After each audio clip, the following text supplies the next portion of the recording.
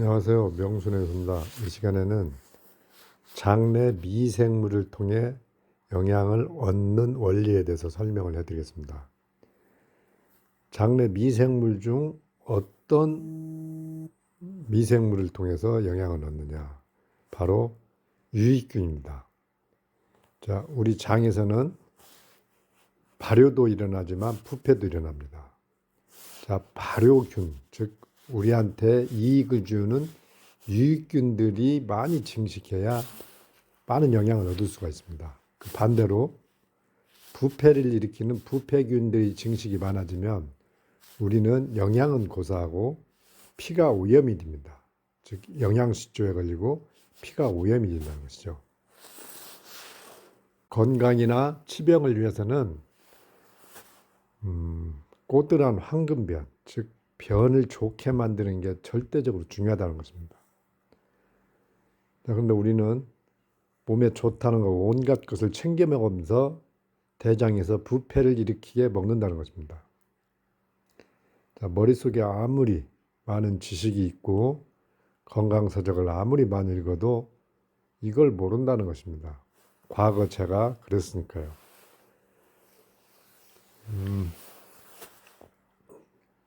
자, 우리는 왜 변이 좋아야 건강이나 치병에 가장 유리한가? 자, 첫째는 영양을 얻을 수가 있고 둘째는 피가 깨끗해집니다. 자, 모든 질병에 대한 회복은 바로 두 가지죠. 바로 영양을 넣어주고 피가 깨끗해지는 것입니다. 자, 변이 나빠지면은 영양도 얻지 못하고 피가 오염되고 변이 좋으면 좋을수록 많은 영양을 얻게 되고 피가 깨끗해집니다. 그 이유를 지금부터 설명을 해드리겠습니다. 자, 우리가 먹은 음식, 자, 정말 인간은 다양한 음식을 먹습니다. 동물들은 선택의 여지가 없죠. 딱 몇 가지 정해진 거. 그 이외에는 먹지 않죠. 그러니까 논란의 여지가 없죠, 솔직히. 근데 사람은 온갖 것을 먹죠. 그래서 의견이 분분하죠. 뭐 고기가 좋다, 나쁘다, 뭐 현미가 좋다, 나쁘다, 뭐 야채가 생채소가 좋다, 나쁘다. 자, 그러면은 우리 장에서는 발효가 일어나는 곳인데, 그러면 우리 대장에서는 어떤 음식이 발효가 되느냐, 이걸 첫째 알아야 되겠죠. 대장에서 발효가 일어나면서 이 똥, 즉 변의 형태를 갖추게 됩니다. 입에 들어갈 때 입에서 씹은 거하고는 전혀 다른 형태로 항문으로 나오죠. 이게 화학적인 분해를 통해서 그렇게 전혀 다른 물질로 변해버린 게 바로 똥입니다. 두 군데서 그런 화학적인 분해를 겪게 됩니다.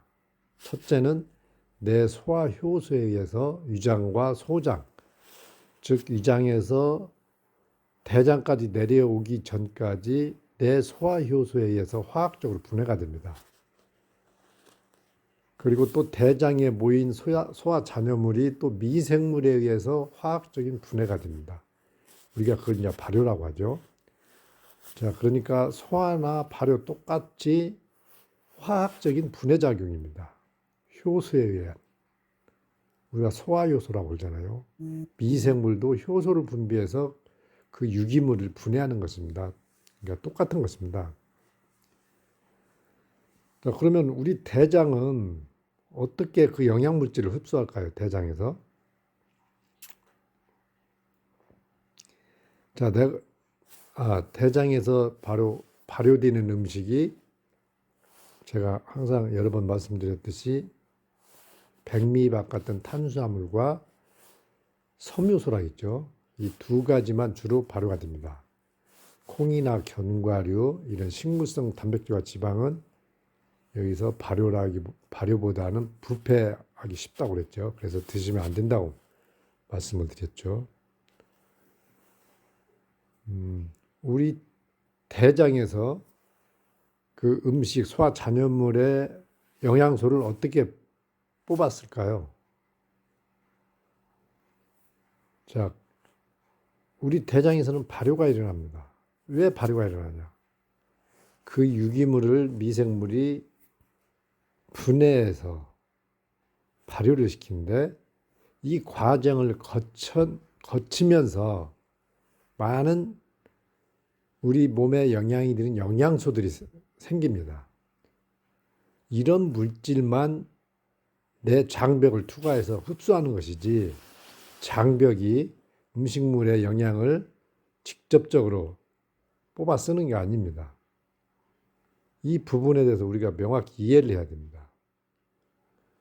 그래서 시래기 같이 말린 나물 같이 영양이 없어 보이지만 그 시래기나 말린 나물을 먹고 미생물이 증식을 합니다. 증식을 하면서 우리한테 효소도 만들어주고 비타민 뭐 다양한 우리 영양 물질들을 만들어냅니다. 그 물질들만이 나한테 영향이 되는 거지 발효되지 않은 것들은 전혀 내 영향이 되지 못합니다. 즉 에너지 변환이 일어나야 된다. 이렇게 이해를 하십니다. 좀 예를 들어서 작물에 비유해 보면 나무 뿌리가 퇴비의 영향을 직접 얻지 못하죠. 반드시 미생물이 그 풀을 썩혀야 됩니다. 썩히면서 생긴 것들만이 삼투압 작용에 의해서 나무 뿌리로 흡수가 되는 것입니다. 미생물이 분해하지 못한 것은 절대 작물에 영향이 되지 못한다. 자, 초식 동물을 보십시오. 예를 들어 소나 염소가 있죠. 자, 풀을 먹고 살이 쪄요. 단백질을 먹지 않아도. 그 이유가 풀을 먹이로 장내 미생물이 아미노산을 다 합성해 주기 때문입니다. 자, 풀의 영양을 직접 빼는 게 아니라는 거죠. 장이. 자, 우리 대장에서도 똑같습니다. 우리 대장이 소화 잔여물을 꽉꽉 쥐어짜서 그 영양을 뺏는 게 아니라는 것이죠. 반드시 미생물이 그걸 썩혀야 됩니다. 즉 발효시켜야 그 과정에서 증식한 미생물, 수천억 마리 미생물이 증식했어. 이 미생물 자체가 영양이면서 또 미생물이 대사산물, 에너지를 쓰면서 만들어낸 다양한 물질들. 자, 이 모든 게 바로 사람 몸에 영향이 되는 것입니다. 자, 근데 우리는 장에서 발효가 어려운 부패되는 음식들을 막 먹어대죠. 그게 현미밥, 콩밥, 생채소, 견과류 또는 과도한 섬유질이라고 있죠. 이런 음식을 먹으면은 대장에서 발효가 일어날 수가 없어요. 그러면 유익균이 증식을 못하기 때문에 전혀 에너지 변환이 일어나지 못하는 거예요. 그러면은 영양은 고소하고 영양실조에 걸리는 거죠. 자, 음식 자체의 영양보다 미생물이 만들어내는 영양이 훨씬 많고 중요하다고 생각을 하셔야 돼요. 자, 백미밥을 먹고도 우리가 영양을 얻을 수 있는 이유가 바로 장내 미생물의 아주 좋은 먹이가 돼서 유익균을 증식시키기 때문입니다. 말린 시래기. 자, 말리고 삶으면서 더 부드러워졌죠. 그래서 장내 미생물을 먹이가 되어서 우리가 간접적으로 영양을 얻는 거죠. 근데 우리가 생잎사기 또는 생식, 생쌀 이런 걸 먹으면 장내 유익균의 아주 어려운 먹이에요. 그래서 유익균이 증식을 못하죠. 제가 다른 영상에서도 설명해 드렸듯이 유익균이 충분히 증식하기 위한 가장 중요한 조건이 바로 쉬운 먹이다. 먹이가 쉽지 않으면은 유익균은 증식할 수가 없다. 그래서 음식 자체의 영양을 따지지 말라는 거 절대. 대장에서 발효가 쉬운 음식만 먹어줘라. 그래야 우리는 영양을 얻게 된다. 소가 겨울 내내 말라 비틀어진 건초만 먹고도 영양을 얻을 수 있는 것처럼 우리도 영양이 없어 보이는 시래기나 말린 나물을 먹고도 그 영양을 얻을 수가 있습니다. 자, 그런데 항상 제가 강조하는 게 있죠. 섬유질을 과도하게 먹으면 변이 나빠진다. 변이 나빠진다는 뜻은 발효가 불완전하다. 즉 부패가 일어난다. 자, 이 부분이 굉장히 어려운 부분입니다. 한국식 밥상을 보면은 섬유질 덩어리죠. 섬유질. 김치도 가지가지. 그리고 버섯, 해조류, 김, 미역. 그리고 그 찌개를 보십시오. 거기에 무, 양파, 호박, 각종 나물. 정말 섬유질을 너무 먹죠. 아무튼 장내 발효는 매우 중요한데 건강식을 하는 사람일수록 대장에서 부패하게 먹는다. 명수식 섭생을 지키는 사람도 흰쌀밥은 나쁘다. 고기도 나쁘다. 그래서 섬유질 반찬으로 배를 채웁니다. 그럼 변이 좋아지지 않습니다. 제가 항상 저는 음식을 먹고 변이 어떻게 나오는가 정말 10년 넘게 그걸 관찰해 봤습니다. 정말 마지막 깨우친 게 바로 과도한 섬유질이라는 거죠. 흰쌀밥이 변에 좋다는 말은 들어본 적이 없을 것입니다. 그렇지만 우리 변에 가장 좋은 음식은 흰쌀밥입니다. 그리고 약간의 섬유소인데 자, 이 부분에서 왜 섬유소를 많이 먹으면 변이 나빠질까? 그 생각을 해봤어요. 우리 원시 선조들, 그러니까 수렵 채집을 하던 원시 선조들, 너무나 오랜 세월 동안 고기를 주로 먹었고 거의 잎사귀들을 그러니까 섬유소죠. 잎사귀들을 안 먹었다는 것입니다. 채소, 뿌리채소, 열매채소도 거의 안 먹었죠. 잘 익은 과일이나 또는 뿌리 녹말 음식 정도. 그래서 우리 특히 한식은 선조들은 먹을 것이 너무 없어서 각종 그 잎사귀나 이런 나물을 말려서 또는 김치로 담아서 먹었는데 고기를 많이 못 먹으니까 밥을 많이 먹었죠. 밥이 싱겁죠. 그러니까 밥을 많이 먹고 그런 나물, 김치 등을 많이 먹었죠. 그런데 과거에는 정말 활동량이 너무너무 많았습니다. 그리고 다 배고프게 살았어요. 그러니까 소화력이 너무 왕성했다는 거죠. 그래서 웬만하면은 흰쌀밥에 또는 보리밥에 고구마, 감자를 먹고도 또는 나물, 김치를 먹고도 충분히 소화를 시킬 수가 있었다는 것이죠. 그만큼 소화력이 왕성했다는 거죠. 가만히 생각해 보십시오. 불과 50년 전만 해도 얼마나 먹을거리가 부족했고 항상 배가 고팠고 그러니 그리고 산에 들로 밭으로 일하러 다니고 맨날 걸어 다니고 또 젊었고 그리고 밥을 많이 먹고 그리고 지금처럼 김, 미역 이것은 가끔 먹었죠. 맨날 김치 한 가지, 뭐 단무지, 또는 호박 뭐 이렇게 먹었지.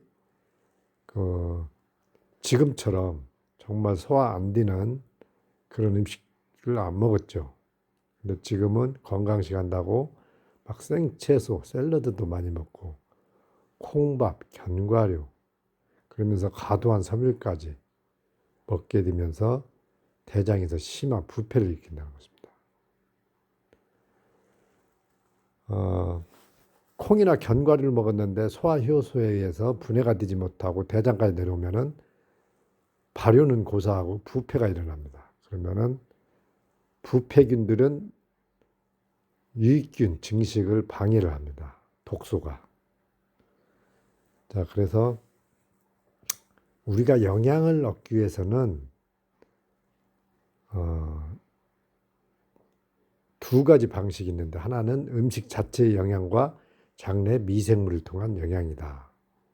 자, 장내 미생물을 통해서 최대한 영양을 얻기 위해서는 대장에서 발효가 잘 일어나야 된다. 그 증거가 꼬들한 굵은 황금변이다. 자, 사람마다 소화력이 천차만별입니다. 자, 내가 현재 장이라든가 위장 상태가 전부 다 틀리죠. 그런데 변이 뭔가 모르게 무르다. 그러면 지금 감당이 안 되게 먹고 있다는 뜻입니다. 끝까지 꼬들하게 마치 끝이 뾰족하게 꽃갈콘처럼 떨어지는 변. 이런 변을 보는 분은 정말 장내 발효가 최상으로 잘 된 분들이고, 뭔가 모르게 냄새도 나고 좀 뒷부분이 물러지는 분은 아직 감당이 안 된다는 거예요. 현미밥, 콩밥, 생채소, 견과류 안 드시는데도 변이 안 좋아지는 분은 섬유질을 더 줄이라고 말씀을 드리고 싶어요. 특히 잎사귀는 당분간 자제하고 뿌리나 열매를 드실 때 그 섬유질 총량을 더 줄이라는 것입니다. 저는 심지어 어떤 때는 김치도 안 먹고 된장국 하나면 땡입니다. 그리고 옛날에는 저도 깍두기도 뭐 많이 먹었는데 지금은 그렇게 많이 안 먹습니다. 자, 모든 전문가들이 식이섬유를 많이 먹어라. 장이 깨끗해진다. 자, 제 말을 믿기보다는 한번 관찰해 보세요. 왜 우리가 변을 보다 보면 어떤 날은 좋고 어떤 날은 좀 안 좋은 날이 있죠. 들쭉날쭉하죠. 근데 왜 그럴까? 그 섬유질 양, 또 장내 발효가 어려운 섬유질을 먹었는가? 이 섬유질 양을 한번 천천히 관찰해 보세요. 그리고 어떤 때는 한번 섬유질을 아주 조금만 한번 드셔보세요. 그러면 어떻게 되는가? 자, 고기는 웬만큼 먹어도 변을 나빠지게 않습니다. 저의 관찰 결과예요. 자, 아무튼 장내 발효가 잘 될수록 우리는 영양도 없고 피가 깨끗해진다.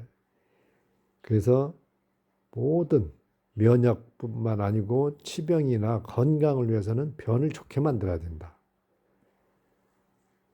그런데 이 섬유질 부분, 그리고 장내 발효 부분, 이 부분을 우리가 꼭 이해를 하셔야 그런 변을 만들 수 있다는 것 꼭 이해하시기 바랍니다.